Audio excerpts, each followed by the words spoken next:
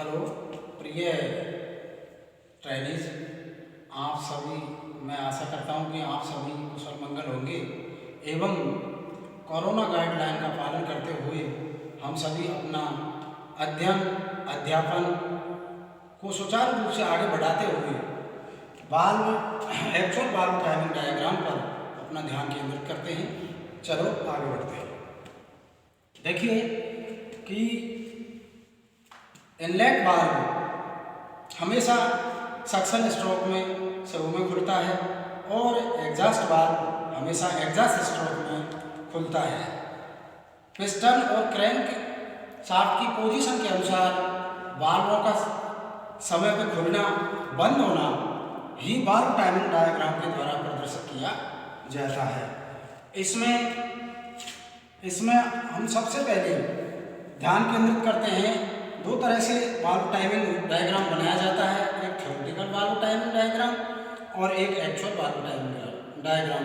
सबसे पहले हम थ्योरेटिकल वाल्व टाइमिंग डायग्राम के विषय में जानकारी प्राप्त करेंगे। थ्योरेटिकल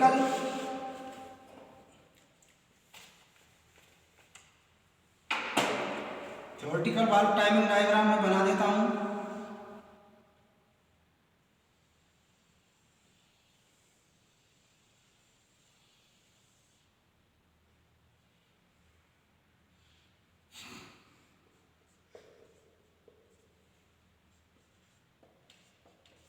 बीडीसी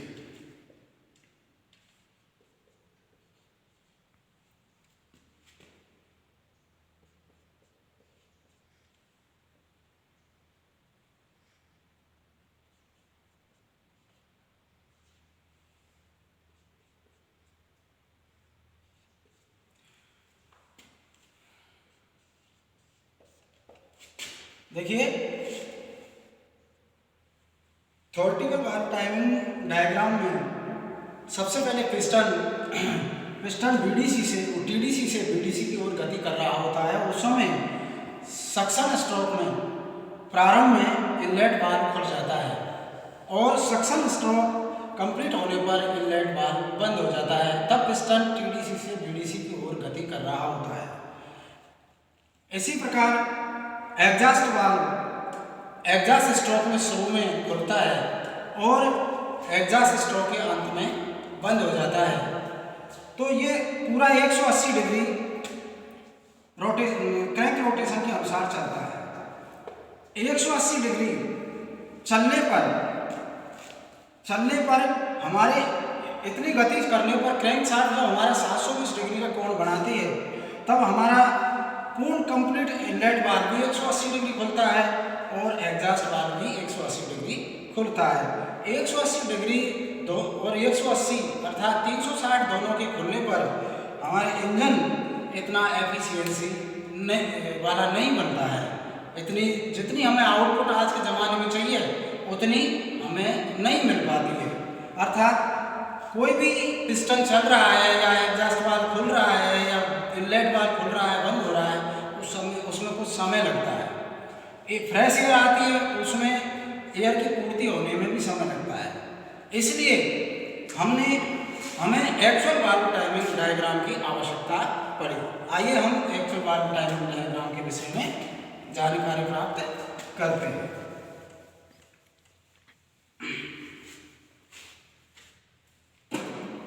देखिए, सबसे पहले जब पिस्टन टीडीसी से बीडीसी की ओर सक्शन स्ट्रोक में गति कर रहा होता है, उस समय 10 degree before inlet valve open हो जाता है।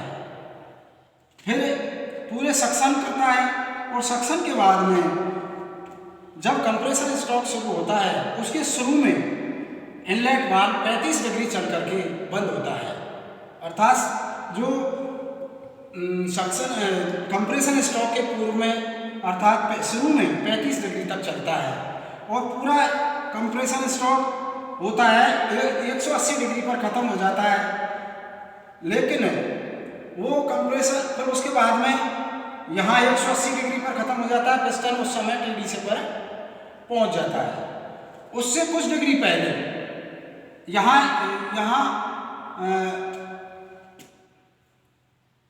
सीवी स्थान होता है।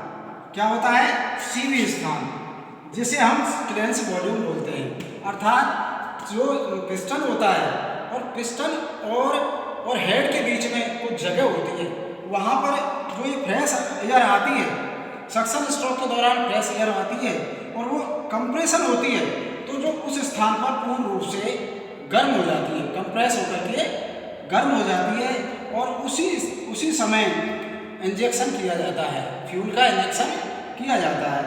फ्यूल का इंजेक्शन हुआ, इस समय तापमान डीजल इंजन में 550 डिग्री से 800 डिग्री सेंटीग्रेड तक पहुंच जाता है। जब इतने तापमान पर उसमें इंजेक्शन किया जाता है तो फ्यूल बर्न हो जाता है। फ्यूल बर्न होने के बाद में क्या होगा कि यहाँ पर हीट इतनी हो जाएगी, विस्फोट होगा, क्योंकि फ्यूल उसमें टेम्परेचर युक्त हवा में जब फ्यूल का छिड़काव किया जाता है ऑटोमाइजेशन फॉर्म में, अर्थात उस समय फ्यूल को इस तरह से छिड़का जाता है इंजेक्टर से कि वो धुंध के रूप में बढ़ जाता है और उसमें तुरंत ही आग लग जाती है। आग लगने पर उसमें विस्फोट होता है, गैसें बनती हैं। गैसों का गुण होता है फैलना। आग के बाद में गैस बढ़ती है, गैसों का गुण होता है फैलना। वो जब इस समय दोनों वाल्व बंद होते हैं, कंप्रेशन स्ट्रोक और पावर स्ट्रोक, कंप्रेशन स्ट्रोक के अंत में और पावर स्ट्रोक के शुरू में दोनों वाल्व बंद रहते हैं। फिर क्या है कि जब गैस पिस्टन पर दबाव देंगे तो पिस्टन नीचे की ओर गति करेगा, अर्थात टीडीसी से बीडीसी की ओर गति कर रहा होता है उस समय। तो जब पूरा पावर स्ट्रोक खत्म नहीं होता है, उससे पहले अर्थात पावर स्ट्रोक के अंत में एग्जॉस्ट वाल्व ओपन हो जाता है। वो 45 डिग्री पर ओपन हो जाता है और फिर धीरे धीरे पूरा एग्जॉस्ट स्ट्रोक में चलता है। और एग्जॉस्ट स्ट्रोक उस समय पिस्टन क्या है, पावर स्ट्रोक में टीडीसी से बीडीसी की ओर गति कर रहा होता है और एग्जॉस्ट स्ट्रोक में बीडीसी से टीडीसी की ओर गति कर रहा होता है। वह एग्जॉस्ट वाल्व सक्शन स्ट्रोक शुरू होता है, उसमें कुछ डिग्री तक 10 डिग्री तक खुला रहता है। ये आप डायग्राम से देख रहे हैं। अब इसके माध्यम से हम आपको ये बताना चाहेंगे, आईवीओ का मतलब होता है इनलेट वाल्व ओपन 10 डिग्री पूर्व, अर्थात सक्शन से अर्थात एग्जॉस्ट स्ट्रोक में। देखिए जब पिस्टन चल रहा होता है यहाँ एग्जॉस्ट स्ट्रोक होता है, लेकिन एग्जॉस्ट स्ट्रोक के अंत में अर्थात सक्शन के लिए ये आईवी इनलेट वाल्व खुल जाता है।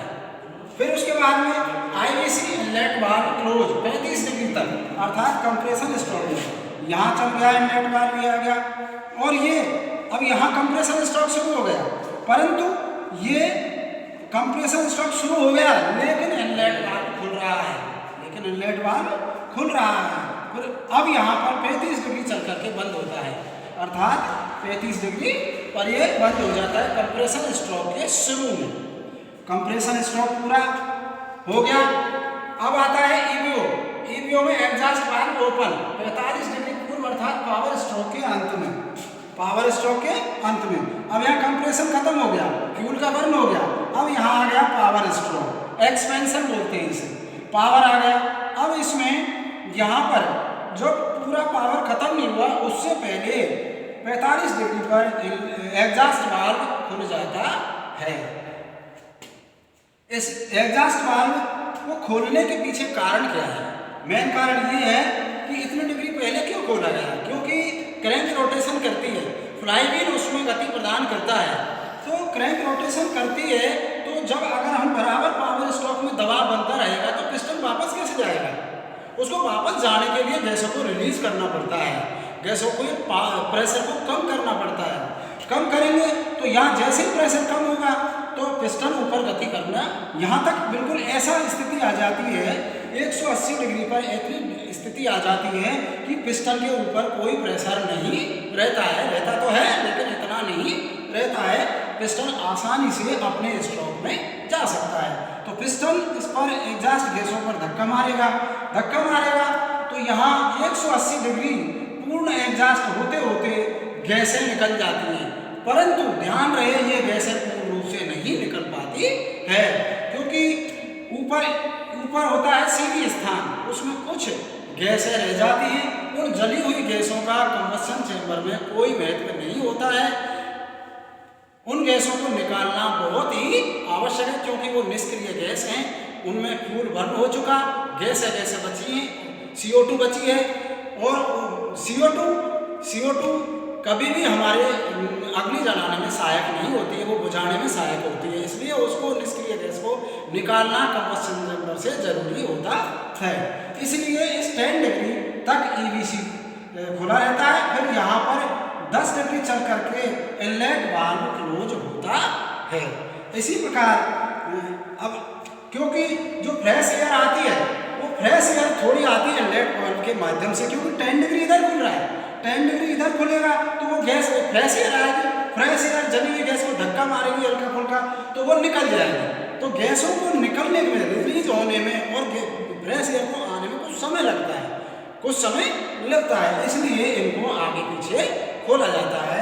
अब इनको आगे पीछे इतना पहले IB को पहले खोलना और EBC को इनलेट वाल्व एग्जॉस्ट वाल्व को बाद तक खोलना, ये प्रदर्शित करता है कि इंजन में समय पर जितना उन्हें उस समय 180 पर फ्रेश एयर चाहिए वो पूर्णतः ये फ्रेश एयर मिल गई, और यहाँ पर पूरी तरह से एग्जॉस्ट गैस है पूरी निकल गई।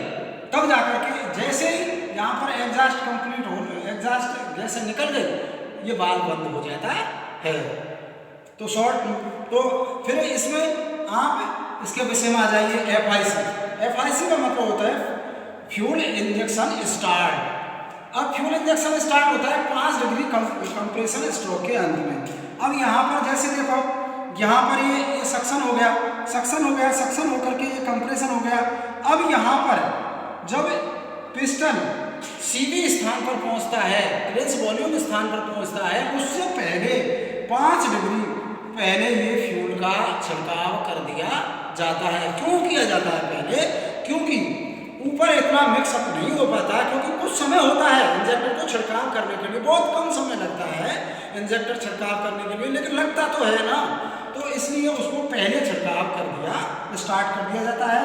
और पावर स्ट्रोक में 20 डिग्री चलता है, पावर स्ट्रोक के शुरू में 20 डिग्री तक इसका इंजेक्शन चलता रहता है, और टोटल कुल मिलाकर के 25 डिग्री तक चलता है, ताकि क्योंकि ऊपर है पिस्टन के TDC पर पहुंचने सीधी स्थान पर कुछ अनवन हाइड्रोकार्बन्स रह जाते हैं, फ्यूल अध जला रह जाता है, उसको पूर्ण से जलाने के लिए ही मतलब इसको इतना आगे तक इंजेक्शन कराया जाता है। तो FIC फ्यूल इंजेक्शन क्लोज, ये 20 डिग्री पर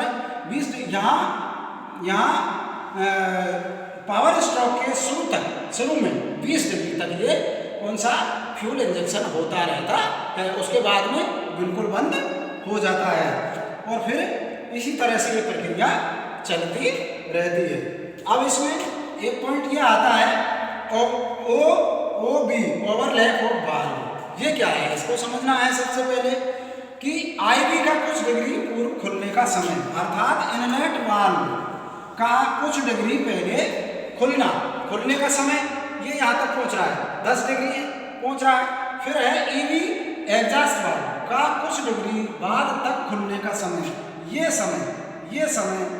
वाल्व की ओवरलैप कहलाती है। इस पोजीशन पे वाल्व इस तरह से चलते हैं, अर्थात वो खुलते हैं और बंद होते हैं। एक समय ऐसा आता है कि दोनों वाल्व बंद होते हैं, अर्थात इनलेट वाल्व को खुलने में समय लगता है, एग्जॉस्ट वाल्व को भी खुलने में समय लगता है। ऐसे इस समय इस पोजीशन होती है वो हमेशा ओवरलैप होती है, मतलब जो खुलने और बंद होने के बीच में जो समय लगता है वो वाल्व ओवरलैप कहलाता है। अब इसमें नीचे आप देखेंगे कि डीजल इंजन में ओवरलैप कुछ डिग्री पेट्रोल इंजन के बजाय ज़्यादा रखा जाता है, क्योंकि जली गैस इनलेट वाल्व से आई हुई हवा से बाहर निकल जाती है, इसलिए इसमें डीजल इंजन में ज़्यादा रखा जाता है थोड़ा सा ओवरलैप पेट्रोल के बजाय। अब इसमें हम आपको 3 पॉइंट बताएंगे। सबसे पहले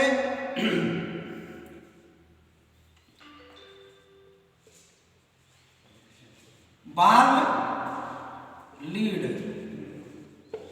और दूसरी है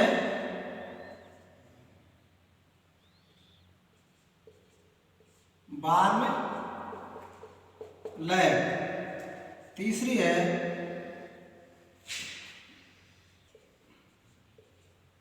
वाल्व ओवरलैप।